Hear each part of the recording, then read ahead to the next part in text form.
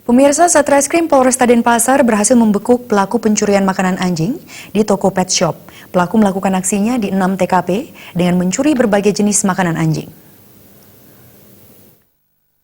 Satreskrim Polresta Denpasar berhasil menangkap pencuri makanan anjing yang melakukan aksinya di 6 TKP. Modus yang dilakukan adalah mencongkel pintu kaca toko. Kasat Reskrim Polresta Denpasar, Kompol Iwayan Arta Aryawan menyatakan, pada Rabu 3 Juli 2019, pelaku menuju toko pet shop di Jalan Mahendra Data Denpasar dan berhenti di depan toko. Pelaku melihat toko dalam keadaan sepi, kemudian pelaku menerobos masuk dan mencongkel pintu kaca toko.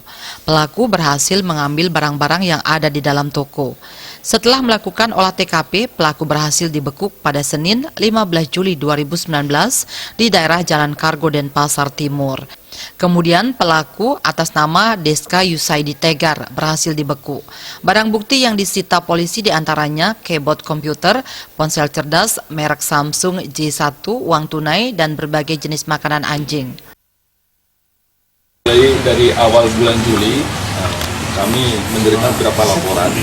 Jadi kurang lebih ada 4 laporan terkait dengan pencurian dengan pemberatan dengan TKP beberapa pet shop yang ada di wilayah hukum Polresta Denpasar.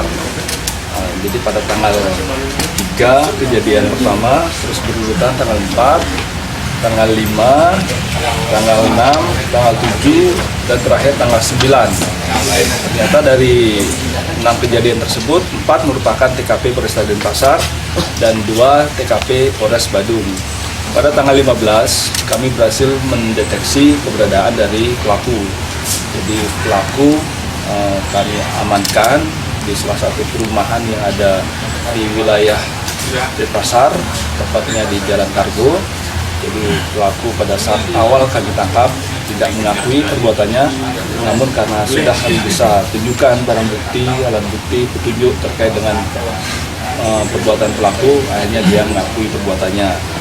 Pelaku kini dijerat pasal 363 KUHP dengan ancaman penjara paling lama 7 tahun. Desak Aryani, Bali.